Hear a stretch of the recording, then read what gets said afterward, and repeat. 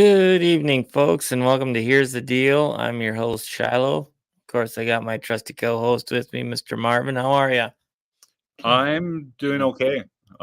Entertained by the press the last couple days with all the speculation of our governor getting cabinet positions and everything else. It's fun to listen to. The latest rumor was he's a possible VP pick for Trump, and I'm just kind of giggling a little bit about all the speculation. So it's been fun. I hear you. I hear you. And slightly frozen after this weekend. So before we get going, Sarah showed me this on Sunday. Back in 2001, they changed the formula for how wind chill works and how they do the math for how negative it is. And if she said if we would have gone by the same standard that we used to have, Saturday would have been negative 97 degrees here. Wow. I know on Saturday night it was negative 67 real feel. So, well, we'll save some of that stuff with the media for our final thoughts. I've got some final thoughts as well too on the media and what happened in the media today. I caught like this last 6 minutes of Michael Howe's interview with Michael Bell, so I'll comment on that on our final thoughts here at the end of the show. But with that, we have District 16's representatives. We got all three of them. Well, Ben Koppelman, he's going to be a little bit late, but we do have Senator Clemens and Representative Marschall. So, did I say his name right? I hope so. Okay. So with that, we'll bring those gentlemen on. Good evening, guys. Good evening. Well, are you guys staying warm out there or cold? Staying warm. Staying warm? I do. Actually, it's getting pretty good here.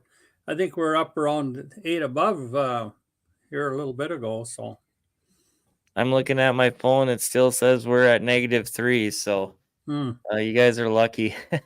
Yeah. I was just telling Marvin here on Saturday night. I'm in the Ray area, so I'm over by Williston, and it was -67 on Saturday night here. So it was pretty cold. So, but well, go ahead, Marvin. No, just the cold. I'm tired of it. So, well, why don't you guys, who wants to go first? Tell us a little bit about yourself, your re-election run for District 16, what your area encompasses, and I'll kind of let you guys decide on that one. All right. You want to go first, Andrew, or you want me to start out? You can go ahead and go first if you want. Okay. Yeah. Dave Clemens. I got started in the District 16 in, I guess, before 2012. We had a census and, of course, a redistricting, and I used to be in 13, and then I got moved into 16 when they brought that down here. And so at that point, I ran for district chair, and I was elected for district chair, and that was 2012. And then, got to meet some people, and they found out who I was. And in 2016, I decided to run against Tyler Axness, and I was fortunate to win that race. And so now I've been in the legislature for almost 8 years. I'm the chair of the Transportation Committee, and I serve on Human Services Committee. Human Services was something I didn't really want to do at the beginning, but as a freshman, I didn't have much choice. And now that I've been in it for a few years, I guess I see all the needs that we have out there with the people, and it does cost a lot of money, which I kind of cringe at sometimes. But then at the same time, what are we going to do with these people that are needing help? They're out on the street, or they got behavioral health issues. So, I've been serving in that capacity. And then in the interim, I'm on the audit committee. Physical Review and Legislative Audit Committee. And you're probably fully aware of a couple items we've been dealing with on that committee, the lost emails in the Attorney General's office and the overrun on the BCI building. So that investigation is still ongoing. It's going slower than I would wish because Attorney General Drew Wrigley, recused himself as a conflict of interest, and so he turned it over to Montana AG to do the investigation. They needed to get some subpoenas to get some further information, and that kind of got held up because Drew felt, he should be staying out of this, and it kind of has come to a dead end in that investigation as far as not being able to get subpoenas.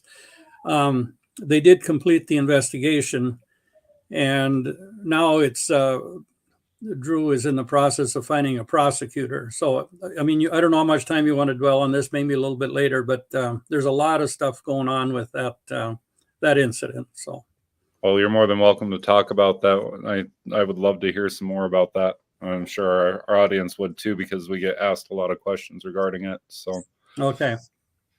Yeah. So, did you want to just continue on with that for a bit, or?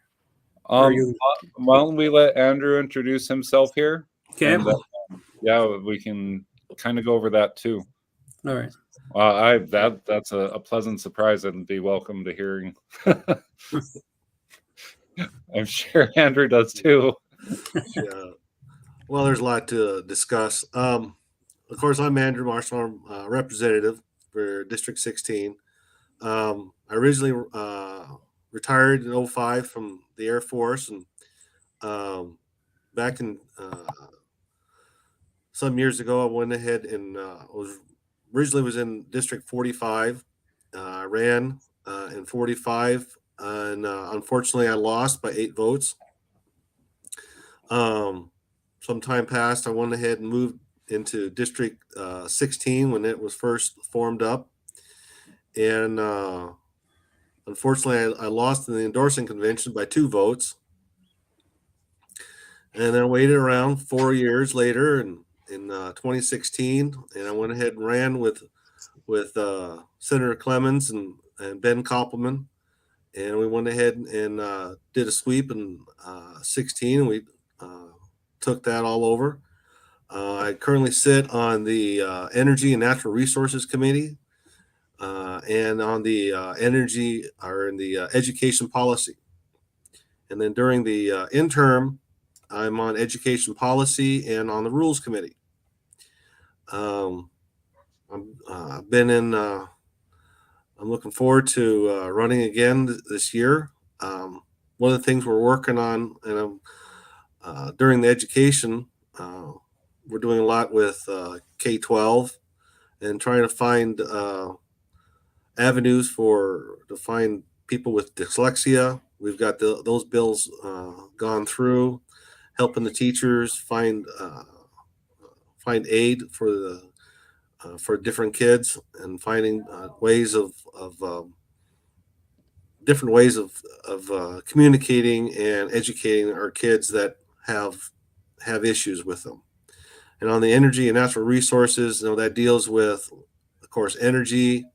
Natural resources deals with all the minerals and different things goes along with that, along with hunting, fishing, and we tend to see all the gun bills that come through. And so we make sure that we have a good hunting and fishing and keep our rights to bear arms all goes through the committee I sit on. Awesome. So before we go any further, do you guys know when your endorsing convention is? Do you know the dates? Yeah, that's going to be on February 8th. February 8th? Yeah. Where at? That'll be at the Prax building in West Fargo.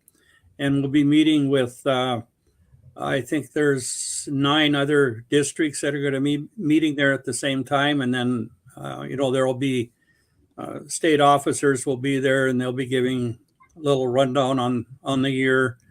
And then we break off at 7:00 into our own districts and have our endorsing convention and delegates selection. So for the state convention. It's called the Prax building, as in PRAX. PRACS. Okay.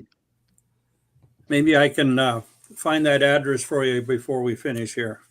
Well, Okay. if you guys have a flyer, if you want to send it back through the email that I sent the link to, we'll just get it posted up on the website or posted up on our Facebook page too, so people are aware.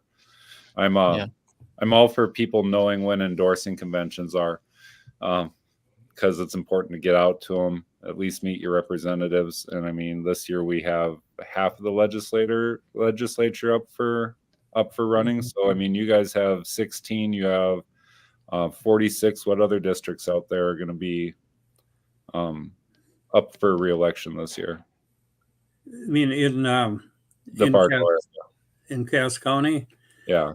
Well, there's 22. I'm not going to be able to name them all probably, but it's all the even districts, of course. Yeah. 22, 10, 16, I think 46, 44. 44. Okay. Yeah. So there's 11 districts in Cass County. And I think there'll be 9 of us meeting together at that Prax building. And I think the doors open at 5:30 and the program starts at 6:00. So. It'll be a busy evening. Yeah, it is. But it makes for a good convention when you get together, you get many more people, and it just makes it more interesting. A lot of the state officers will show up. So. Yeah. Well, I know Bismarck, they all do their own thing on different nights. So it's entertaining to try and get to all of them. That's for sure. Yeah.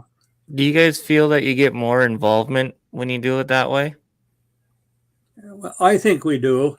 No, I think Castleton, they like to do it on their own. But they have such a loyal following over there in 22. They'll probably get 60, 70 people for their convention. Whereas we wouldn't get, near that many. So I think hopefully it helps bring out the people when you have a joint convention.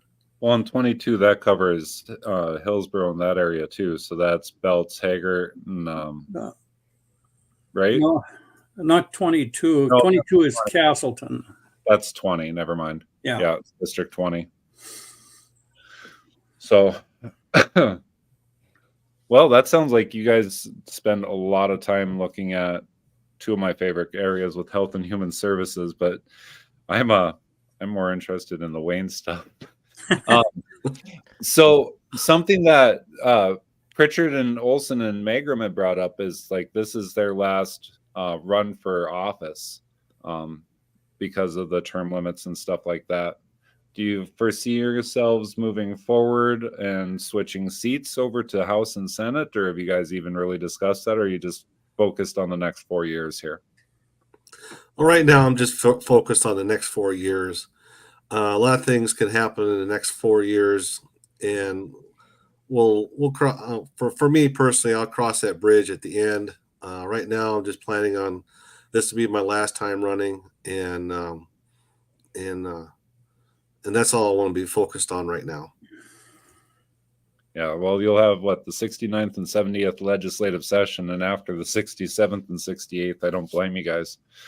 67th, you guys had all the COVID fighting, and 68th, you had over 1,000 bills to sit and review. So that had to have been exhausting all by itself.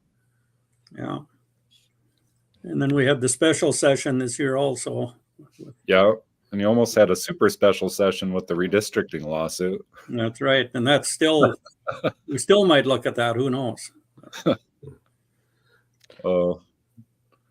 So until the court has finally agreed and we've got it all settled to can we put that to bed? We got to keep be prepared to come back and address that if need be. So we had a message pop up.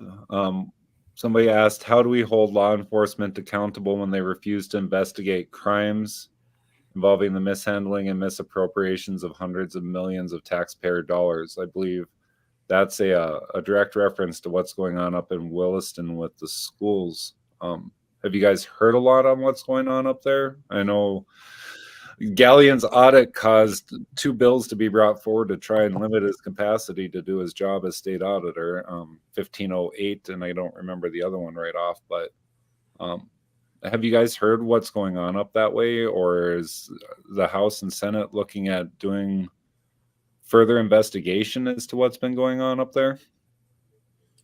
Well, I haven't been very involved with it, although I've certainly heard about it and knew of Josh's audit. I think probably most people in the legislature would just as soon have the locals take care of this. It's a local school issue. And I think I know there's been petitions underway to remove maybe some or all of these boards up there and try and start out fresh and get that taken care of that way. With the money that's been missing, of course, who knows if that could go to a criminal investigation or whatever. I guess I don't know on that part of it, but that's probably as much as I know about it. I think probably what she's referring to, I mean, it's just like with this emails deal and Drew Wrigley trying to find someone to prosecute. We do these petitions and yet nothing happens when the evidence is clearly out there. Can't find an attorney to prosecute.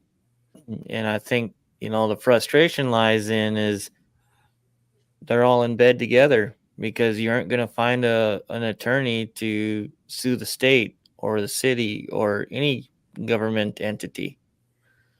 So, and I don't know what your guys' feelings are on that. I mean, that just kind of seems what it is to us local or to us common people. I don't know how you want to say that, but I think that's the feeling around the state is we can't find anybody to prosecute these people. Yeah. No, that since I serve on that legislative audit committee, I am pretty familiar with what's going on there. And Drew Wrigley actually met with us for an entire afternoon on our last meeting and shared a lot of evidence with us. We had the agent from Montana online, and he's convinced there was definitely wrongdoing. I mean, when you look at the evidence, it's pretty hard not to think there was lots of issues going on. And, all these emails disappeared the day after Attorney General Stenjum died. Boxes of material were removed from the office. Drew told us that when he took over, they put a couple of bank boxes that were probably half full on his desk. That was all he got when he took over that office. And you're talking about Attorney General's office that would have had volumes of information. Everything had been removed. So he's, I don't think I can blame him from what I know so far. He walked into this situation and he brought this forward right away as soon as he found out. Another interesting twist to this is that Liz Brocker was the one that ordered all the emails be erased and removed, and she did that through the IT department. And they went ahead and did it, thinking it was on the authority of the Attorney General. She had acted alone on that, her and Mr. Seibel. Then when Drew took over, of course, she resigned her position. She was done. He wouldn't have continued to keep her on there. So then when they're looking for a prosecutor, when Drew was, the first place he contacted was the state's attorney in Burleigh County in Bismarck, seemed the logical place to start. Well, it so happens that Liz Brocker, who removed all the emails, had now taken a job with the state's attorney in Burleigh County. So now they claimed or declared conflict of interest there. So now Drew Wrigley couldn't go with that group.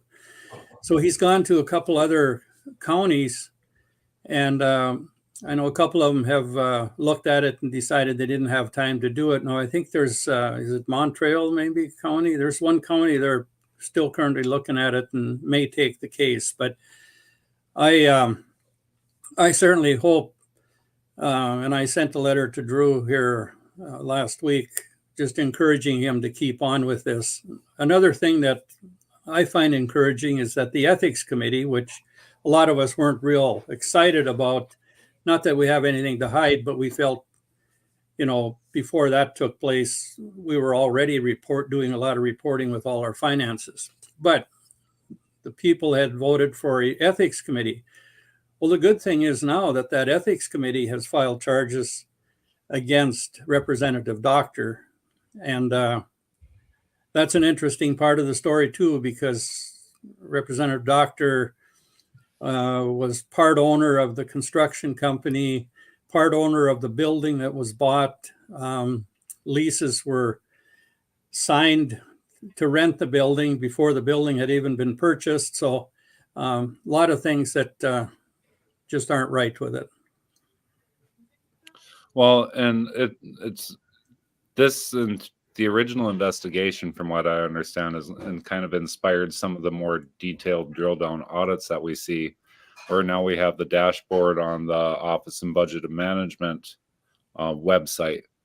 And I know there's some other legislators that have properties that they rent to the state too. But you don't hear a lot about that. What I've found frustrating is trying to get that information, which should be held with either legislative council or through the Secretary of State's office. They want kind of an exuberant amount just for your guys' conflict of interest sheets that you file when you file as candidates. And I filed the same thing when I filed for Secretary of State. You go through, you do all your stuff, you have your vested interests, all that. And that all goes on. And anymore, you can file digitally. So when I got an email back saying they wanted $5 a name per legislator per year for those sheets, I was a little miffed, if you know what I mean. Mm. So, because I do know there's a couple of representatives out in your guys' area that have properties that they're leasing to the state as well. And so I feel that it'd be nice to see that transparency without having to fight tooth and nail to get it, because obviously this all started back in 2017 already, and it'd be nice to see things moving forward. One thing I had talked with one of the legislators about, just a private conversation, was like, why can't we just bring a bill forward that says, well, you are a legislator with the state can't do business with your companies when it comes to terms of leasing, stuff like that. He goes, that'll never fly. I'm like, but it'd be nice to see someone try. So, well, I know it's been mentioned in our committee. Well, I guess basically from what Drew has said, he just feels that he doesn't have the authority now to do much, since he recused himself from the case. And I think that's one thing that should be looked at in the next session, is to, give the standing attorney general or whatever the authority to, move forward or pick a prosecutor or allow subpoenas. There is some different things that should be done with that. I totally agree. Yeah. Well, and I think that's all any of us want, really. Our audience has always been about transparency. Like, they want information. we hear so many rumors about everything that happens that it's nice when you get the validation of truth, you know? And I know with you guys, I mean, you guys have a really consistent conservative voting record for what you do, what you represent, what you bring forward. And there's a lot of honesty that's attached to it. Granted, you know, every now and then you get reporters that like to lump you into groups, but that's whatever. But it's nice to see. It's nice to see legislators that aren't afraid to contact their constituents. They aren't afraid to email back. They aren't afraid to answer questions like you already are regarding Representative Wrigley. One of the bills that came through Health and Human Services that passed, I wasn't a big fan of. It was that kind of omnibus for renaming the Director of Health and Human Services to a commissioner, but where I had a big issue with it, and when I talked to some legislators after it had already passed, was they really changed the powers of the state health officer down to genetic samples for newborns and choosing what tests are performed and choosing all this stuff and kind of creating and compiling a database of all this information. And when I spoke with the House reps that I talked to on it, they're like, man, none of that even came up.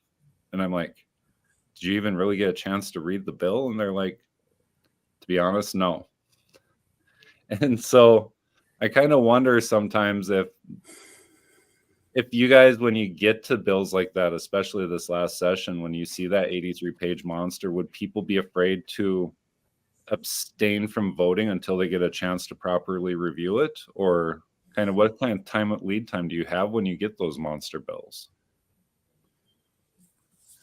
Well, I don't know if you want something to say on that, Andrew, but you know, I could too. But well, a lot of times we get these monster bills, and they tend to come towards the end of the session, and everybody's pretty much tired out. And since day one that I became a representative, and we started seeing some of these monster bills come through, and I keep questioning the fact that a lot of the stuff they put in some of these bills aren't even related to the topic. And we just had the Supreme Court just ruled the reason why we had to come back for the special session was to keep lumping these things in some of these bills. It's pretty daunting. I don't know if that's actual word, but frustrating. I'd say more like frustrating when we start seeing some of these huge bills. I mean, we're already having to deal with the bills that are in our committee and having to deal with those. And then we get on the floor and we see these monster bills come through, and we don't even have time to be able to read them, especially towards the end of the session. And it's very frustrating. I feel bad for a lot of citizens because the way it's set up, and I'm not saying that the legislature or legislative management or anyone is doing anything wrong. It's just there's a lot of things that have to move forward in 80 days. But the hearings for a bill are set up. That's usually made public Thursday afternoon or so. So by the time you leave Friday, they have printouts for you with all the hearings. But you might know on Friday, one of the hearings that your constituents would be interested in might be coming up on Monday morning at 9 o'clock. And that isn't a lot of time for some people on the east or the west side of the state. Make plans, get to Bismarck and get to that hearing. So it takes a lot of coordination. I've let a lot of people know in my district, you know, okay, this hearing is coming up on Monday or Tuesday. Otherwise, vast majority of the people will never even know when that hearing was held. Mm-hmm. And then it's okay, unless you're on the committee, like Andrew was saying, it goes into committee, let's say on a Monday.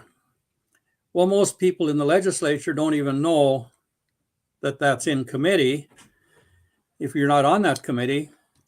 And maybe it comes to the floor on Wednesday. Well, when we get to our desk, we are in committee work all morning. We come to our desk before 1 o'clock and we have the calendar in front of us on what we're going to be voting on for that day. So there's just not a lot of time sometimes to be looking at this stuff. And it's like Andrew said, even at the end, that's when that OMB bill came in at, I don't know, 1 o'clock in the morning on the last day. You just don't have time on that instance to look through all the stuff. And if the people that are presenting and carrying the bill, if they're not being straightforward with you, which has happened, you're just, you don't know much about it. Yeah. And like, it was, I actually sat and broke down all the bills and put them to century code as they were coming through. So I had a pretty clean idea what was going on. And even with the representatives I talked to, like, there was so much forward momentum coming from lobbyists on some of these bills. There was no way to stop them. And that's what sucked, is like, you look at some of the bills that come through, you would see North Dakota United, you would see the Chamber of Commerce, you'd see League of Cities, you'd see League of Counties come rocking through and going through all this stuff. And what was in the bill and what was actually being presented was two very different animals. And I can definitely feel where you guys were getting frustrated with that too. Something that I had proposed, I had talked with Representative Christensen about. I go, my most frustrating part with these bills isn't the size or the quantity of the bills, it's where they're repealing chunks of century code. I go, because you go, this bill pertains to A, B, C, and D, which are all related, but then you get to E, which was the repeal, which could have been a completely different animal. I'm like, how many people are actually going and looking at what those repeals are called? He goes, man, to be honest, I don't know. He goes, because we've had so much stuff just run across our desks, and like, he tried to stay on top of it. So I can only imagine how you guys were feeling too. No, one thing I've noticed many times, and I know Andrew and Ben have too, is that, let's say the Senate gets a bill and it's getting, let's say this happened with limiting the authority of Josh Gallian's position. That small part of that bill was never presented on the floor by the carrier. And so we passed that bill, and then constituents started emailing the House and even some of us and saying, what are you doing with that? Well, we suffered through it in the Senate, but now the good part is the House got alerted to it and they were able to, let's say, kill that bill, just as an example, or it could work vice versa. And so maybe if we can find ways with a lot of us people that are thinking the same way, and probably work a little bit together. And if there's a kind of something that got missed in the Senate, I should probably be calling Andrew and Ben and saying, look, watch for this one. This was not good. It made it through the Senate, but try and kill it over in the House. So that might be one thing we could work on. Yeah, well, another one of the big ones that really upset people too was the digital currency bill too. Mm-hmm. I'm sure you guys heard about that. And it sounded like it was going to get reconsidered by the Senate, and then it just kind of disappeared. Well, we did address that one. And Senator Paulson from Minot was the one that brought that bill. And I approached him afterwards because we started hearing things after it went through the first time. And I said, I wished you to mention that. And he said, I didn't know that information. Well, then he came back with amended version, and we did get that one passed. So yeah, and Senator Paulson's very conservative and was doing the absolute best he could with that. So sometimes some of these things I didn't even know that was going on. I mean, knew digital currency, but I didn't know they were trying to push it over on us. So yeah, it kind of ripped straight through. It sounded like the bankers were trying to push it as much as they could. They were. So Ben just reached out. He's going to be on in about 10 minutes. He apologizes for running behind. One question that I have for you guys, and before Ben comes on, because I'd also like to talk to you guys about what your future plans are and stuff, is what you're feeling. There's two big topics. There's a lot of topics, but right up there is the end property tax petition and also the election integrity petition as well. And I was just kind of wondering what your guys' feeling is. Let's start with the end property tax petition, and what are your guys' thoughts on that, and where do you see that going? Well, on property tax, I try to vote against taxes, period, and hopefully I've never voted to raise taxes. That was one of the things I ran on. When it come to, well, first they had the property tax. The governor brought the income tax, and then the committees decided they had this so much money to work with, so it ended up being about 70% income tax reduction out of that money that was available, and 30% property. I was wishing it would have been the other way around, 70% property tax and 30% income. Income tax to me is not really an issue with most people in the state, but the one thing we do here when we're campaigning is, what are you going to do about my property tax? I worked with two older gentlemen. They're not even in my district, but one of them is behind on his taxes now because he's having to pay between $4,000 and $5,000 a year for taxes on his house. House is paid for. He's struggling to make those payments. When it comes to what do I think about it, I did submit a bill last session that would have eliminated 70% of property tax for anyone over 65 years of age and older. I really struggled in the committee just to try to get that point across. And I think we only got about 7 or 8 votes in the Senate for that bill. But I'm not quite sure yet if I can support the measure that's out there that's going to eliminate all property tax. I sometimes feel that there should be some local control left in this, but I'd really like to see a pretty large cap on residential property tax and maybe go for something like that. But of course, that'll take next session, and there's no guarantee we can get that through either. But that's kind of where I'm standing on property tax. For me, when I go door to door and I talk to people, it's not so much, people aren't concerned about income tax. They're not concerned about actual property tax. What people have always relayed to me when it comes to the taxes is specials.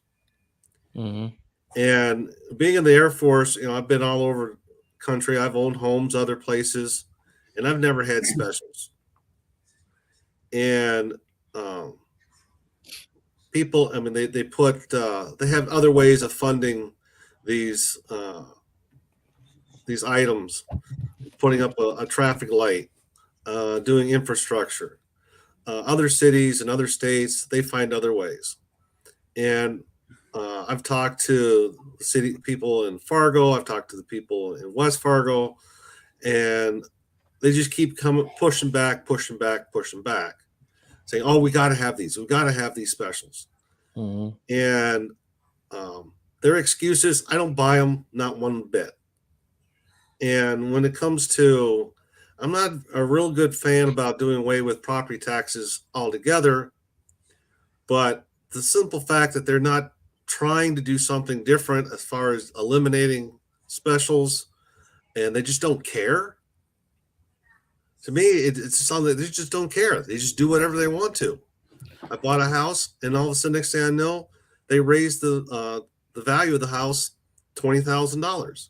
Wait, I just bought it for this much. This is what it appraised at. Now you're telling me right after I bought it, it's worth $20,000 more?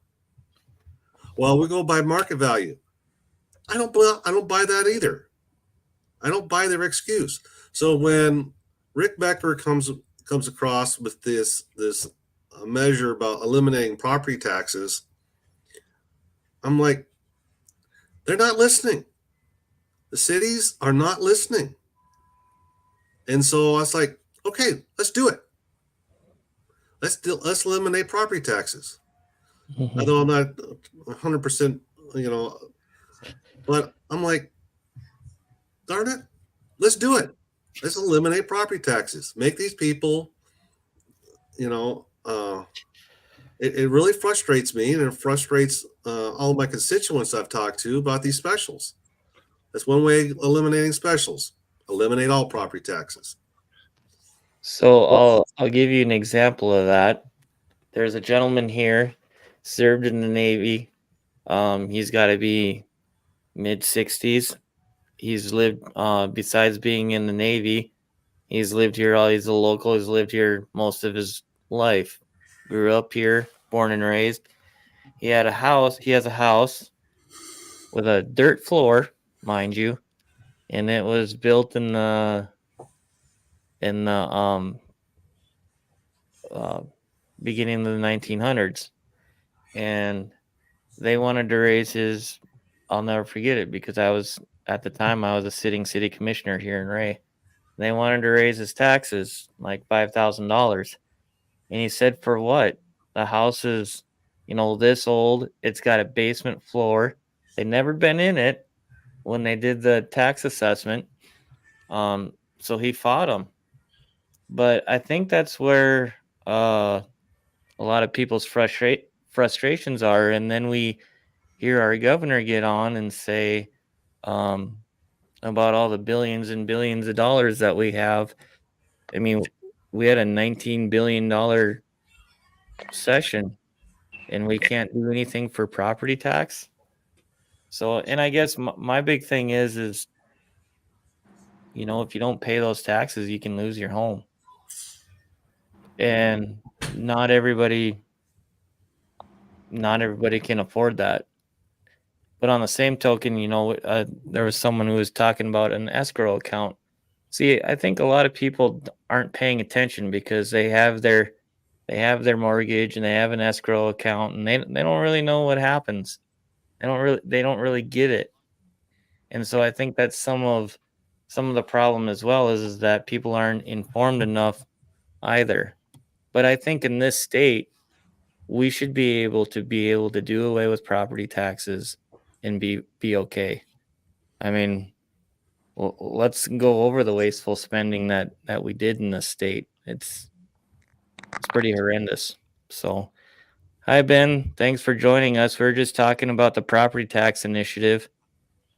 Hi, good to join you. Sorry I'm late. I had a little work schedule conflict, so. No, that's no problem. Do you want to add in here on the property tax petition where you're at with that? Do you think we should eliminate property taxes, or where are you at with property taxes?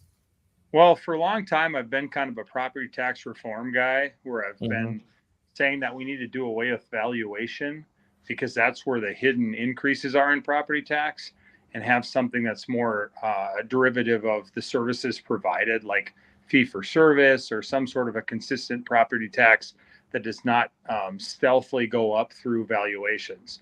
And so I've tried to make some efforts on that in the legislature, but the truth be told, there's no interest in the legislature to deal with property taxes in any meaningful way. And so elimination may be the only way. And that seems to be like an ongoing conversation we've been having too, even with Senator Magrum when we had him on last week, when we brought up the property tax. He's like, well, I don't agree 100% with it, but I'm supporting it and I'm signing on it and I'm going to vote for it. He goes, because it seems like, and it was a conversation we kind of had before we even started the show. He goes, it seems like you can't gain any traction on getting any bills passed to stop it. One of the interesting things that I've been dealing with is with my lender and our home, because our property has gone up so much in value, it's actually taken me past the point of where your mortgage insurance comes into play. And so I contacted my lender about what I needed to do in order for that mortgage insurance no longer to be on there, because you pay for that too. And people don't realize that when you have a home loan out. And they hemmed and hawed and they looked around and they finally came back to me and they said, well, you're going to have mortgage insurance on your home for the entirety of your loan because that's the way it's set up, which I thought was interesting, considering my lender is North Dakota Housing and Finance. So I would like to see some sort of change on that policy. And it's like, if they're going to increase the value of my home so much, if they're going to increase my property tax so much, like, if it's at the point where I've crossed that 80% threshold, which is what is required for mortgage insurance, why is it even a thing anymore? It should at that point dissipate, you know? So. Well, my understanding with mortgage insurance is you're only supposed to have to pay it until you've purchased your home or bought your home below the 80% level, something like that. So once you have paid it down enough, it should go away. If that's not the case, I would seriously consider refinancing at some point.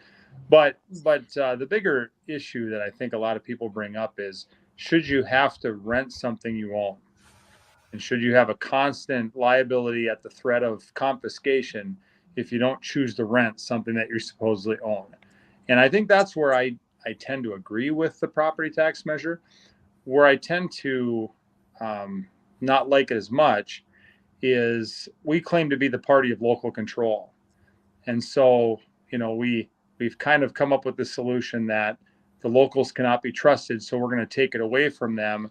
And then we're going to have the legislature set the policy for how much they get each year to replace property tax. And I'm not sure the legislature should be trusted with that, to be honest with you. But short of a reform of the system, it may be where we're at. And maybe the legislature can give some more vehicles to local elected officials to find alternative ways to finance government rather than simply through property tax. They really seem to double down since 2020 when it comes to property tax. It seems every year my statement goes up exponentially. Yeah. One thing that was frustrating for me that in the last session and in the special session was we granted away $600 million on different projects. And to me, that should stop. Use that $600 million to buy down property taxes. Why are we giving all these incentives, these building and business incentives to the state? Well, they're probably going to show up here anyway if it's such a good deal to be here. So I really am getting opposed to any of these. They call it forgiveness, but it's really a grant. So, yeah, I think a lot of people would agree with you. But then again, let's look and see who the companies that are receiving that stuff too as well. So, multi-billion-dollar companies. Yeah, exactly. I liked how Senator Magrum got scolded for saying NextEra on the floor. Yeah. Well, that's what I'm referring to right now. So yeah.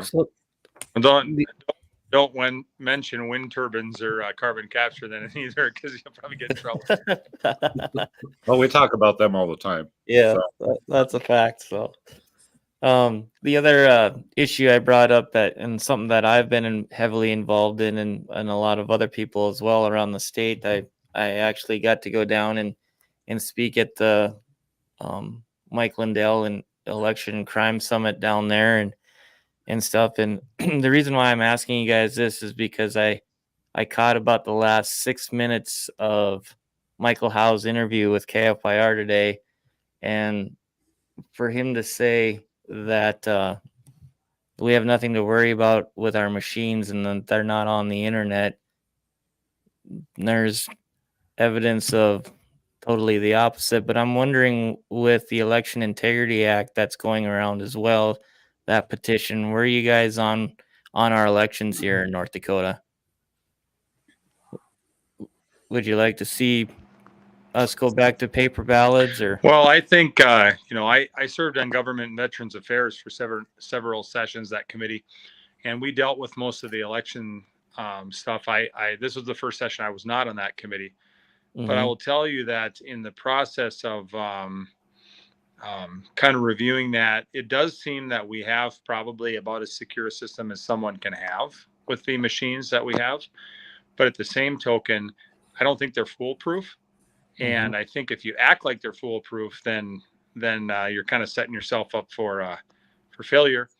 But I do think that there's room for improvement, and I don't think that necessarily hand counting everything is a necessity, but having the ability to hand count as a backup or a double check for electronics, I think makes sense.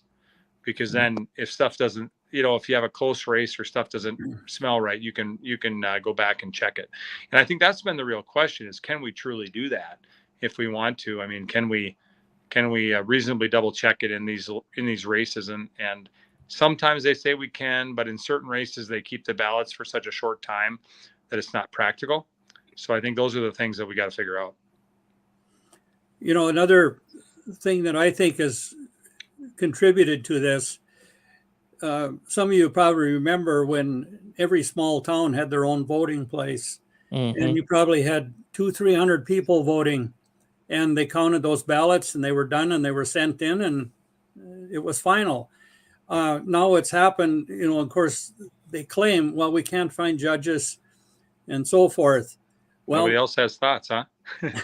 Maybe the people too sometimes have to be stepping up. If you don't want voting machines, then maybe if we could, and I don't know if we ever can reverse this, but if we could remain in smaller precincts and towns and villages and people show up to be your judges. But now we got this conglomerate of huge voting areas, thousands of people coming through. The ballots probably is going to get pretty cumbersome if you got to do all this hand counting. So it's just a little bit another side to it. Well, and that's like the thing. Like when I ran in 22, the day after the election, I had a friend of mine call. He goes, "My mom," and she's rural. He goes, "My mom did a 120-mile round trip just so that she could go to her local poll to vote for you." And like, that's nuts that we're driving 60 miles to go vote. Yeah. One way. And for me, like, that's what killed me the most when it came to like the election stuff when I was speaking on it, was how few polling precincts that we have, but how many precincts that we have overall as a state. They brought the machines forward, and it seemed like every little town all of a sudden had to drive in order to go anywhere.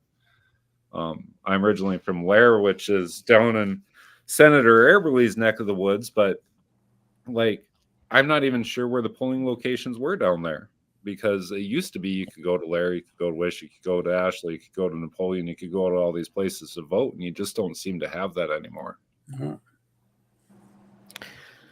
So Williston, roughly a town of 32,000. You're exactly right, Dave. 32,000. There was one place to vote, and that was the Ark. So I remember. So I'm in my early 40s. I remember my parents going down to the local elementaries in Bismarck to go and vote. It doesn't happen anymore. So I think, yeah, that's some of the problem is we need to open up more precincts. I think that would spread the population out more. And to be honest with you, I don't think that we would have a problem finding people to help hand count votes. There's a group right now that's starting a hand counting class. It's going to be down in Bismarck, and they're going to be working on teaching on people on how to do that. And so hopefully that we'll see what happens with this Election Integrity Act. But I believe that something has to change. I've seen enough of the evidence to where they say that they're not on the internet, but they might not be on the internet how you get them to connect, but they do have a modem in them, every single one of them. And one of the problems is when Dr. Frank was here, he was here twice. The first time, we still had the old Secretary of State. What was his name again? Jager. And he wouldn't let him anywhere near one of the machines. And the second time he was here, which was in February of last year, almost a year ago, they wouldn't even let us in the office to speak with him. So that right there gives, in my mind, the public enough to think twice about what we're actually doing here. So, but I was kind of wondering what you're thinking on our elections. If you guys think that we're good with the machines or not. So I thank you guys. Andrew, do you have anything to add? I guess you didn't really. Well, it's a rabbit hole. We know. I'm sorry. I tend to think, I like the paper ballots, filling in the zero or filling in the ovals and feeding them through the machine. That way, if there is any questions, we can do a hand recount. And then that's the only thing that I would prefer going back to just doing it that way. I like the idea of having the small precincts. Although every time I go in, I'm in and out in 5 minutes. It takes me longer to walk in and walk out than it is to vote. Maybe that's because I know exactly the right time. I go there at the right times to go in and vote, whether I early vote or I vote on election day. Like I said, it takes me longer to walk in than it is to actually vote. That's just my personal opinion. I don't like electronics when it comes to voting. It leaves a bad taste in my mouth. I like to see paper ballots. That way, if there is any questions, then we can go ahead and do a hand recount and double check all the ballots. Yeah. Shilo, you didn't even give Ben a chance to introduce himself. We went straight into property tax and then ballot. I apologize, Ben, but Ben's been on before, so but no, I do apologize, Ben. Why don't you go ahead and introduce yourself, and then we're gonna, if you guys don't mind, let's talk about what's in the future for District 16 if you guys get reelected. Well, everybody kind of knows me as the faith, family, freedom, and firearms guy. So I think I've talked guns here a few times, and I'm constantly in the middle of that debate. But as far as what's next for District 16, the others can speak for themselves. But I kind of feel like we're in a kind of a defend your territory type of a cycle. I think we've done some good work. I think there's always challenges, even within our party, to sort of regress that work, to go more toward the middle, which essentially means the left. And I just don't think we should give up ground. We shouldn't give up ground on traditional family values, on pro-life, on pro-Second Amendment, on pro-educational choice. I think all those things are important. And I think they're going to continue to be important going forward. If we continue to make attempts to cut taxes, whether it be eliminate property tax or eliminate income tax or both, I think those are discussions we need to keep having. And we as legislators, can only do what we can do within the session after the people send us there. What happens in the ballot is really up to them. There we go. What committees do you sit on, Ben? During the regular session, I'm on industry, business, and labor, and transportation are my committees currently. I've sat on a number in the past. And in the interim, I chair the Government Services Committee, and then I also serve on Judiciary and Taxation Committee. So you're in the thick of it too, all three of you guys. Health, Human Services, Education, and Taxation. Yeah. So one of the other questions I had asked the other guys at the beginning of the show too was like, we're coming into what looks to be your final term with these next 4 years as a House representative because of term limits. Do you have any kind of goals that you have set for the next two sessions for 69 and 70? Well, I think that there's some unfinished business. I think in the Second Amendment world, we're doing a study in the interim on essentially on gun control. They'll call it something different, but it's essentially evaluating how much gun control we have and what we really should get rid of before it gets struck down in court. That's our study. And so right now in the interim, we're trying to define maybe a very narrow segment of government buildings that maybe should be restricted, but most places you should be able to carry. I think we're also looking at a few other ways that we can, reaffirm the Second Amendment rather than restrict it. So I'll continue to carry that banner forward. I would like to see us eliminate income tax. I think that would be a huge boon to our economy.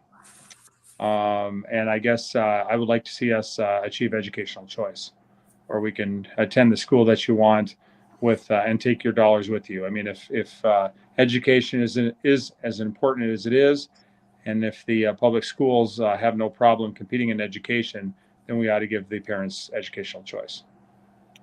Yeah, and we kind of had that for a while with the No Child Left Behind. I know that was a thing in the early 2000s, but it kind of disappeared over time. Well, and that, as I recall, that was really centered around charter schools, which we don't have in North Dakota. I think it was trying to give you the opportunity to get out of the inner city and go to a charter school in the suburbs. But we don't have that in North Dakota. In North Dakota, we essentially have educational choice between homeschooling, parochial schooling, or public schooling. And I think if we were to change it so that you could take your money with you, I think there would be other opportunities that would present themselves. I can just think of a few, meaning some that are maybe kind of magnet schools geared around, let's say, mathematics or STEM, or possibly music or art, or maybe the building trades. You could have various schools that would pop up that would really prepare you both for well-rounded school while also catering to your interests. And that's one of the things we're doing on the education policy during the interim is we're studying different possibilities for education choice. And I'm hoping that towards the end, at the end of this interim, that we'll be able to come up with some really good legislation where we'll be able to really give people the choice and be able to have the money go with the kids, whether it's public, private, or even homeschools. I mean, I think the state is responsible for educating kids. I just think it should give the parents the option of being able to take their kids, because not all kids are made out for public schools. That's a fact. And private schools, if they're geared right, Magnum schools, homeschooling, it has to be, because not all kids are the same. They're not robots, and not one way of teaching is going to affect people. Is going to work. And so I'm hoping within the next I'm hoping this session coming up a year from now, we'll have some good legislation. We can get stuff passed and get the governor to finally sign stuff and to make it for our kids. Well, who knows? We may finally have a different governor. That's very well true. Yeah. Nobody's announced. Like it's scary this year. Nobody's announced that they're running for anything other than a few legislative districts and like hints at a couple statewide, but we really haven't heard anybody talking about running for office. Sorry to interrupt before Dave got a chance to weigh in there. Okay. Yeah. About the schools, and of course, probably aren't going to have the same governor, but when we did pass that school voucher bill for private schools last session, and then the governor vetoed it. And when he gave his explanation of the veto, he said it didn't go far enough. He wanted more, efforts made towards private school. So of course, now several of us are saying, okay, we get into next session and we'll present another bill to him, and a much larger bill, and say, okay, now here's your chance. But maybe we're not going to have that. But even Senator Shilo, he on the House or the Senate floor said that he said there's more to come on this. He was even open to that. So I think we have I think there's the mood in the legislature to do more with private school and school choice. So that's encouraging. Well, you guys didn't know you're actually talking to two homeschool parents right now, so we're very carefully watching. And a lot of our inspiration is it's out there for why we do it, I did have a question just kind of zapped through on my phone here, out of the corner of my eye, caught it. They were curious what's going to happen with the Fargo schools voting to remove the pledge. I mean, didn't you guys just pass a bill this last session to protect the Pledge of Allegiance in our schools?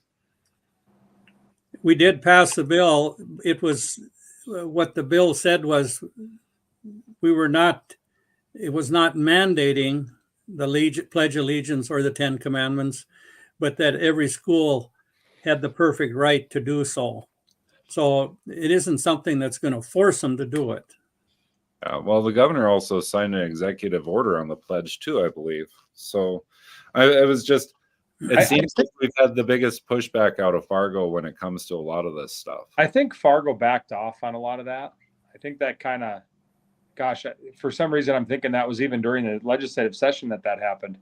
But I think they backed off on eliminating it. And I believe that what the Fargo school district did was they eliminated it from their school board meetings. Pardon me for dropping my phone there. I believe they eliminated it from their school board meetings, and that was where the hubbub started. I don't know that they had actually eliminated it from the classroom. Now, I can't tell you if they had previously eliminated it or not, but I think that was what caught the news. Yeah, well, and it was just recently it hit the news again. And that's like a week ago, I'm getting yelled at from the other half of the house. So August 13th of 22 is when they voted 7-2 to halt the Pledge of Allegiance. And then I'm trying to find the newest news article. I'll have to find it later. But yeah, it just hit the news again here about a week ago about it. So it always seems like it's something that pops up out there. Yeah. So the other question I had when it comes to education is I see a lot of these, like in Bismarck, we have CREA, the Central Regional Education Association, where they're supposed to be helping out with more rural communities. I know we have a legislator that's the Southwest District Coordinator for the regional educations and stuff like that. And I'm curious how much, like if you're sitting on the school stuff, Andrew, like do we see these private organizations asking for money through the state too for funding? Because I know dyslexia is kind of a hot topic button, but from my understanding, there's only one doctor in the state that's certified to deal with it. And they're based out of Fargo. So like, I appreciate the dyslexia bills that you guys are bringing forward as a kid with dyslexia and who has children with dyslexia. It's nice to see that forward momentum, but I would like to see more of a recruitment process for bringing in specialists for across the state instead of having one set specialist, And I'm all for conserving money, but at the same point, you start looking at our testing scores and where we're sitting statewide. with our kids and what we're getting, like there's some points where I feel that like we spend too much on administration and not enough on our teachers and educators. So, well, that's very well true. And we just here back in December, we had some people come in to our education policy talking about some different types of school choice programs coming in, magnet schools. And one of the reasons why the magnet schools are can be much more efficient and be able to is that they don't have the bureaucracy of some of the public schools, and they're able to gear things better towards the needs of the child than the public schools are. One of my former employees, I mean, he's having a difficult time with his child with the schools here in West Fargo, and we constantly talk almost on a daily basis some of the things that's going on with him in the West Fargo school system, and he's got issues. I mean, whether or not is dyslexic or not, that hasn't yet been determined, but he's got some issues. I know very well about dyslexia. I'm a borderline dyslexic. And when that bill several sessions ago that dealt with dyslexia, and when people came in and talked about it, it hit home. I knew exactly what they're talking about. And but to get having one specialist, that is not only in this situation, but in human services, they do have issues with trying to get specialists in, especially here in North Dakota, trying to get them to come in from out of state to be able to service the state. That is an issue in of itself too. Well, Marvin, you'd mentioned administration. I went to a pro-family conference this last fall, and there was a section on education, and this presenter had access to some surveys. And according to those surveys, the number of students and teachers was increasing like 3 to 5% over like a 10 or 15-year period. Administrative personnel had increased 90%. So now, however accurate that is, I think what it is saying, we've become top heavy on administration. Well, it's like I have a friend that's up in the Minot area, and she was working as a special education tutor for kids up in the Max area, and she got let go at the end of this last year because supposedly the ESSER funds that were funding everything had dried up suddenly. And I know I had talked to some legislators about that, and they were upset about it because you guys had just passed a giant bill, because she was actually working with the school system and going through the classes and stuff to become a teacher. And she kind of got her legs kicked out from under her. And when I talked to my own representative, I'm in 47 here, Mike Machenbacher, he was pretty legit upset about the entire situation. He goes, we just passed a bill that would have protected her job. And so, like, that's the things that I find frustrating, is when you see these people that are pouring their hearts and souls into their kids, into teaching other people's kids. They're on that fast track to get their degree, their diploma finished up so that they can become a teacher, to be suddenly told that that funding got pulled was kind of nuts for me to have to deal with. I think I talked to like 13 or 14 different representatives on that one the night it happened, and they were all kind of upset about it. She's found something else since then where she's still working with the schools, but it's no longer what it had been. 15 hours ago, even without under God, back to that Fargo thing. Sorry, they removed under God from the pledge recently, is what it was, which defeats the purpose of the pledge. So I'd like to show you guys something, and we went over this with Rick on Friday too, and this is some of the reason why I'm upset. I ran for school board up here in Ray, and I have an autistic son, and so anyway, when we talk about the things about like property tax and funding schools and this and that, I would like to show you guys, because it's not just in the big schools. I'm going to show you guys our scores from just here in Tioga and in Ray. Just a second here, if I can get it done.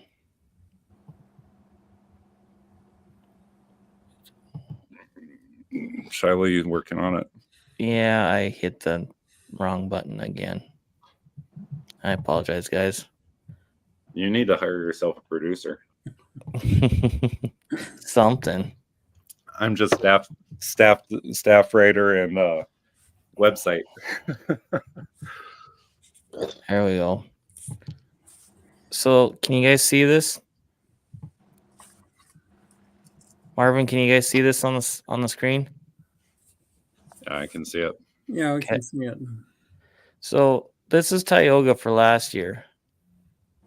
The whole district, ELA, their whole district was 21% proficient with 9% in advanced. So you're at 30% there. This one was the scary one right here in math. They're 2%, not 20%, but 2% proficient in math. And they got 2% in the advanced.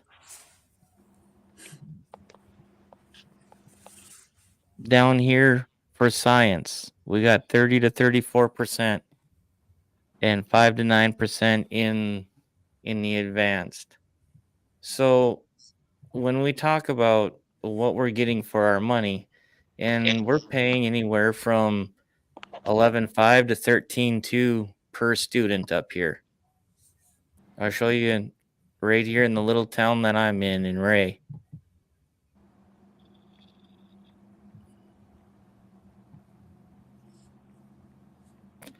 We're 40 to 49% proficient in ELA. That's the school. The district as a whole is 29% and 9% in the advanced. Math, we're at 33% proficient and 9% in the advanced. So these are the kind of scores that us as parents we're shaking our head and we're wondering what we're paying for, what we're getting, what are we here? We're 30 to 39% proficient in science. Actually, the district is 30%. So this is the troubling stuff for us as parents. And I don't know, I just when we talk about schools and stuff, there's so much going on, and it's like, where do we even begin to correct our school systems? I mean, because the school boards definitely don't work for us anymore. And I know, on the flip side of it is as well, parents need to be accountable too and need to show up. I totally 100% agree with that. Parents do need to be accountable. They need to keep their students accountable as well. But I mean, where do we even start to begin to correct our school systems? We are failing. Well, I think one of the areas that what we need competition, and other states have really focused on charter schools as being the main competitive component of education. I think in North Dakota we certainly can create a charter system if that's what we want. We can also allow private schools to compete. The biggest threat to public schools often is competition. And all you have to do is introduce any bill that'll give 10 cents to a private school or allow a parent to take to a private school. And even if it doesn't take away 10 cents from the funding of K-12 public schools, they'll say, that's our money. Why are you giving our 10 cents away? And then they'll say, and we don't have enough funding for public schools. And until we do, we shouldn't even consider allowing funding to go to private schools. And you say, when's enough? And that's like, I don't remember who the quote was, but it was a John Rockefeller type or somebody like that who was saying, when's enough? And he says, well, I don't know. I'll let you know. because enough's never enough. And that's the key thing I think that I've learned in my time in the legislature. I started on the education committee for 2 sessions before I served with Dave and Andrew. And back then we were spending, I want to say about $5,000 or $6,000 a kid. And over the course of that, now I'm not saying that that's all that was spent on the kids. Certainly there was property tax dollars in addition to that. But now that we're at $10,000 or $11,000 or $12,000 a kid, all total, and then they subtract out the property tax to figure out what your state payment is, they're still saying it's not enough. And I don't think it's not a money problem. It's a structure problem. And I think we need to change the idea of what education is supposed to mean before we can change that. We can't just keep dumping more money down the same rabbit hole and expecting it to get better results. Well, yeah. I don't know if your kids, Shilo and Marvin, bring homework home, but I talked to a parent just a few days ago, and her remark was, my kids never bring any homework home. And I think her concern was they're probably in school doing some of this homework. They're not being taught maybe what they should be. And then we all know that there's a lot of this cultural stuff going on. There's a lot of this society type teaching going on. I just heard this the other day, and I visited the West Fargo school when the kids were watching some kind of documentary on the TV. And I wasn't there long enough to really grasp what it was all talking about. But this parent claims that a lot of these documentaries are coming through the CNN network, and they're watching things like this. And I don't think they're being taught to the level they should be. I think that's one of our big issues. My son, this is our first year homeschooling, and on both my son and my daughter, at the time, she was in first grade and he was in third. And they said they had anywhere from 4 to 6 hours on their pad to do their schoolwork. Mm-hmm. I mean, let that sink in. That's more than half your day to more than half your day, 3/4 of a day on a computer. I visited another school. The principal took me through their school, and we sat in on a classroom, and we were standing at the back of the room behind the last row of students. And this gal in front of us, they were probably 7th or 8th graders. They had their tablet and they were answering questions. And so the question would pop up, and then it was a 4-answer multiple choice question. And so we were watching her, and the principal is right there. First, she hits A, wrong answer. She hits B, wrong answer. She hit C, wrong answer. Finally, when she hit D, that was the correct answer. That is not teaching kids. No. I don't believe. No, I agree. Now one of the things I like, a friend of mine, his daughter, parents would tell you that her daughter is an average student. Mm-hmm. Okay. Just that she was able to apply herself. Now, this average student in today's K-12 system that we have, she was able to finish high school in 2 years with a 4.0. She was 15 years old. Yep. First day of college, she was 15 years old. And if it wasn't for one class, she would have graduated from college in 2 years at 18. And I asked them straight out, schools compared today with schools compared to when we went to school, because we went to school together, parents, would she have been able to do it? Parents said flat out, no hesitation. There is no way she would have been able to do it if the schools were the same as when we went through. Yeah. Well, and like that was kind of a big frustration that I dealt with my oldest daughter going through public school, is like some of the classes, some of the work that she was bringing home. Really, I looked at it and I'm like, and I'm glad she's a bright child. But it's like, I looked at some of the stuff she was bringing home. I'm like, what are they teaching you? And then with our youngest daughter, like we made a conscious decision before she even hit school age that we were homeschooling, just because it seems like the further we go, and from what we've been hearing from our friends, like it's getting further and further away from that core of reading, writing, and arithmetic. You know, when I was in school, you still had government class, you had your histories, you had your world histories, you had your different sciences. And it seemed like with my oldest daughter, they really didn't even touch on government. And it's like, no, I want informed children when they come to the polls, and not somebody that's just kind of getting shotgun through a class that's not an AP class, you know. So my oldest one turned out well.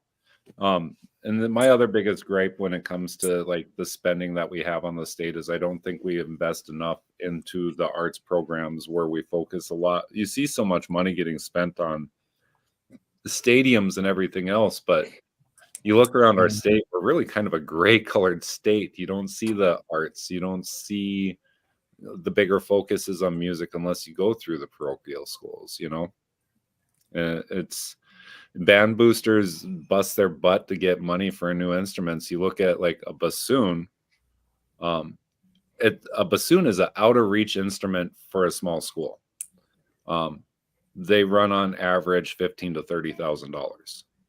And you know you're never going to see grants come through for stuff like that for your smaller bands, your smaller music programs, stuff like that. But we can sure shotgun through $5 million for a new baseball diamond. You know, so it's just general rambling and venting. It's like I come from an age of North Dakota where you went out of our state and you applied for your job, you were instantly hired because you were from North Dakota. We were known for our education system, and I don't feel we have that representation nationwide anymore. And I'd really like to see it come back to where we are at that higher standard. You know, I've lived in Baltimore, I've lived in Minneapolis, I've lived out in Bozeman, and 9 times out of 10, when I'd apply for jobs out there, the first 5 minutes were a basic interview. Then they'd see that North Dakota part of it, and the rest of the interview on average was 25 minutes of sitting and BSing about what it's like to live in a state where the air hurts your face. Like that's what it really broke down to. And I want my children to have that same opportunity should they ever decide to leave North Dakota, you know, where their job interviews are as much about who they are and where they're from, and being known for a good education system, hard work ethic, stuff like that. And I'd like to see that kind of restored as a North Dakota rep instead of North Dakota nice, you know. I agree. So I agree. Pardon my rant. I'm sorry. So I really do appreciate your guys' time this evening. I guess we'll just wrap this up. Do you guys have is there anything else? We'll go one by one right quick. If you guys want to give a closing statement on what you want people to know about you. And Well, let's see. I'm I'm married and we have 4 children, and I was just thinking we had some cards made up when I first ran, and on that card I was looking for one here just when we were talking, but a lot of them were, that I had on that card. My business card for campaigning was traditional values, less regulation, smaller government, less taxes, pro-life, pro-Second Amendment. And if I was to rewrite that card today, it'd be the same way. And pretty much what Ben was saying. And I feel that we're in a environment now politically that I think we're going to see very similar to 2016 when Trump ran the first time. The state did very well electing conservatives. The last election was very good. I think maybe more so in the Senate. We had a lot of new conservative people, but I think the opportunity is going to be there again in this election to really bring some more conservatives into our legislature. It'd be nice to see. Yeah. Andrew? Well, I don't want to sound like a broke record, but what Dave was saying, I mean, it's true then when we initially ran in 16, for 16, our values, what we're striving for, are still the same then as it is today. I can't see changing much of anything. It's about the people and what's best for our constituents.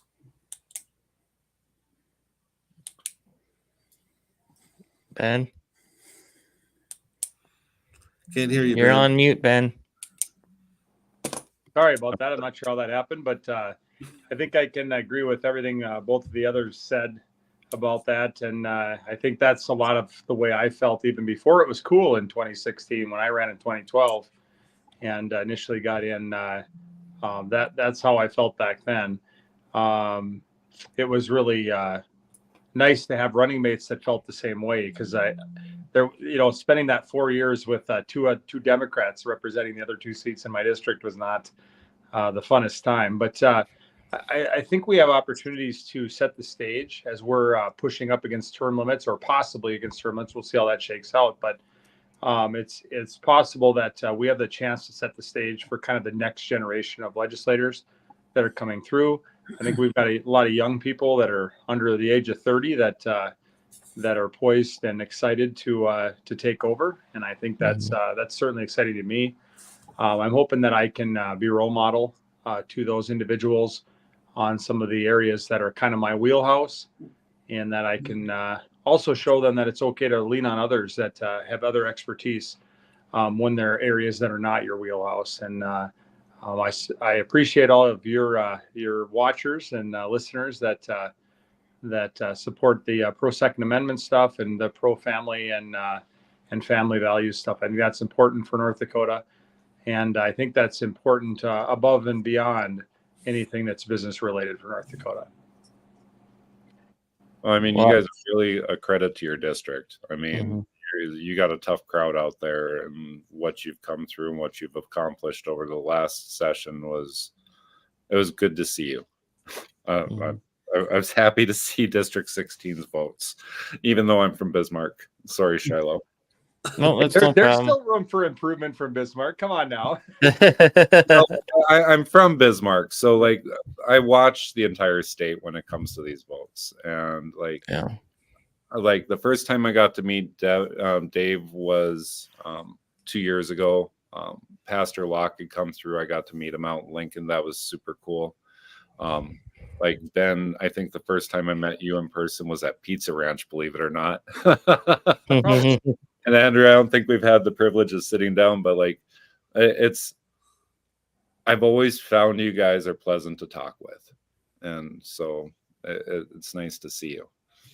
So I do appreciate your guys' time. Yeah, well, thank you. We talked about a lot of different issues and hard issues for some people, and so I really appreciate you guys coming on and talking And I wish you guys luck in your bid for re-election, which your endorsing convention is February 8th at the Prax building in Fargo. And if you guys get us all the information, we'll definitely put it up on our website with your guys's profile for the show here and stuff, and we'll be posting too as well, so to get people out there. Yeah, I'll send you the press release, Shilo, for that. Okay. So. Perfect. And well, if you guys have other stuff you want to talk about coming through election season, don't be afraid to reach back out, because it's pretty much going to be our next 6 months at least is candidate talks and everything else. So if you got anything that comes up or something that you guys want to address, please don't be afraid to get a hold of us. We'll get you back on for sure. I think for the three of us too, when we're campaigning this fall, we're not just campaigning for our district or our state, but I think we're campaigning for our country. Yep, absolutely. I would agree. I Yep. agree. Well, All right. thanks again, gentlemen, and we'll do it again, and we'll see you guys the next time. Sounds Okay, good. Thanks for having us. Thank you Thank very you. much.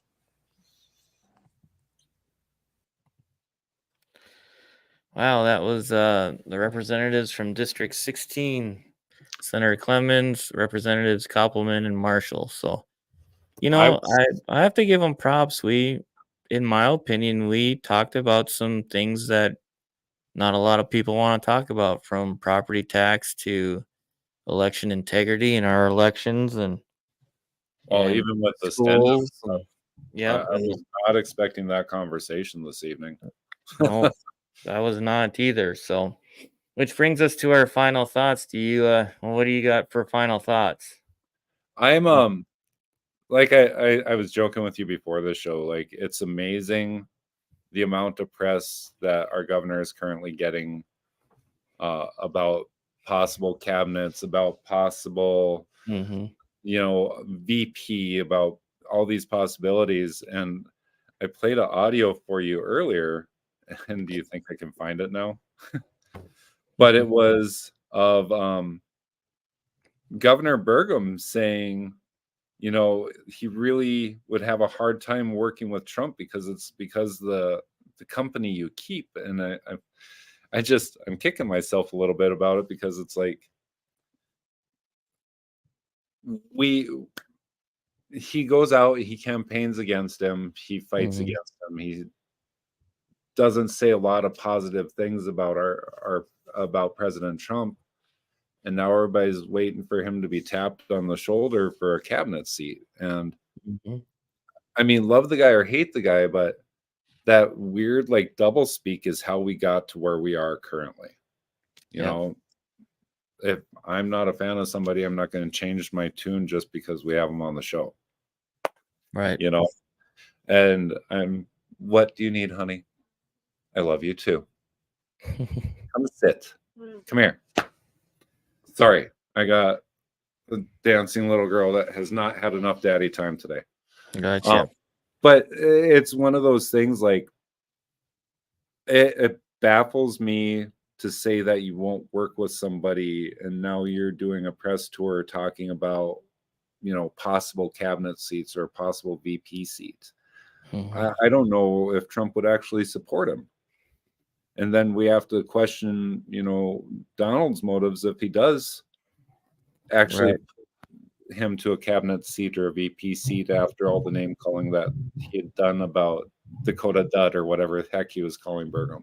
Yep. And I just, we're in a very weird time with politics, and the next 6 months are going to be exhausting, but it's going to be kind of fun to watch too.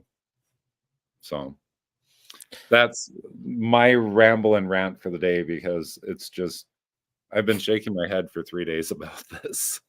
Yeah, it's interesting. So as I mentioned at the beginning of the show, I caught about the last 6 minutes or so of Michael Howe's interview with KFYR's new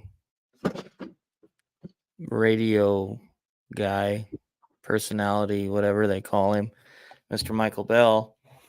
And I guess to each their own, but the thing that really kind of shocked me was that he actually said that the machines weren't connected to the internet. So I'm going to extend this invitation out to Michael Howe to come on the show with us and talk elections and election integrity. I know when he was running, I reached out to him multiple times and I never did get an answer. Some of that maybe was because we were trying to set up a debate between him and his opposition, but I'll even give you the questions I want to ask you, Mr. Howe. Number 1, can you, without a shadow of a doubt, physically prove to us North Dakotans that the machines cannot go on the internet? Number 2, a year ago, February a year ago, we had Dr. Frank not but 50 feet from your office door. We had a press conference talking about our elections and our election integrity. We could not get into your office because you shut the door. I have the live to prove it. All you have to do is go back a year ago in February. It's right there on Here's the Deals Facebook page, as we were knocking on your door to try and get in to talk to you while Dr. Frank was here. Is there a reason why you won't talk to us? I mean, I could go on and on. Number 3, why is it such a fight to get our voter rolls? And I know you're going to say, well, we don't really have voter rolls. Okay. So how do we get the records from the past election? I know that you destroyed them already, but we've been working on this for over a year. Why can't we get them? Why can't we get the results? And I don't want to hear that you can go to your county and pay the $40, because that's not true, because every county that we've asked has told us we need to go to your office. So why can't we get them? Why don't we have voter registration? What else, Marvin? What else am I missing? I don't know. I'm not going to provide my questions. Yeah. He can go back and review my testimony for Senator Megram's bills, and we can start from there. Yeah. It's. I have one more question. Yeah. Because they know that it's coming, because Lindell has already made this announcement. It was made down there when I went to the election summit. If the machines aren't able to be hooked to the internet, as you say, then there should be no problem with having the wireless monitor devices that Lindell is pushing then to make sure that they don't. I'm sure wouldn't be have any problem of having those in all the precincts. So I guess 4 or 5 questions to start the interview. I guess my questions would be: would he support a bill for having sheriff's deputies transporting ballots and making sure that the election thumb drive gets transported to and from the election sites? Would be question 1, because that's one of the things that we brought up in the bills, is wanting to have a sheriff's deputy, not the sheriff, because we don't know if they're up for the election, but a sheriff's deputy in charge of transporting ballots and election materials. Because they are technically the highest form of law in the land. But when it comes down to like the big questions, like the HAVA compliance, the voter registration, that stuff, it's an ongoing thing. But when I was campaigning for the Secretary of State, I didn't want to focus on just elections. It was an easy conversation. I've said multiple times, I don't write my speeches before I would go out and talk. I would talk to the audience. And I started polling at the beginning of every speech. I'd ask a simple question: who believes that it's possible that we have issues with our elections in North Dakota? And you would not, just by show of hands, you would not believe how many people would raise their hand or kind of raise their hand. Or there was a couple points where I had sheriffs in the audience where you'd see them kind of wiggle their finger because they didn't want to raise their hand. We need to eliminate that. We need to be done with it. So I would want to know support on transparency, a bill that would support having sheriffs transport our election equipment, because if you talk to the Secretary of State's office, it's critical infrastructure information, so they can't release half this information. Well, if it's that critical, the sheriff should be moving it. And then I want to know where he would stand on eliminating the mail-in ballots and opening up more precincts. Because if we could get the Legislative Assembly to give the Secretary of State better funding where we could have these polling locations open, it would put more local control back out there, because you'd have your small town precincts, you'd have your local voting areas. You wouldn't need to have the mail-in ballots, which were used for shutting down our elections in 2020. Well, according to him in that part of the interview, he did say that the only way you can get a mail-in ballot is if you fill the form out that they do not send out ballots, that they only send the form out for you to be able to get the ballots. And then they had a caller on, and he was asking why, he wanted one for 2020, but he's been getting ballots ever since. Not the form to get the ballot, but the actual ballot. And of course, they ran out of time and the show was over. So, and again, I'm not looking to fight with you, Michael. I would love to have you on the show and let's have an honest conversation. And we're probably not going to agree on a whole heck of a lot, but let's have an open conversation. I'm extending the invitation to you to come on here. Let's have a conversation. You do serve all of North Dakota. It's not just a fraction of the people that you agree with.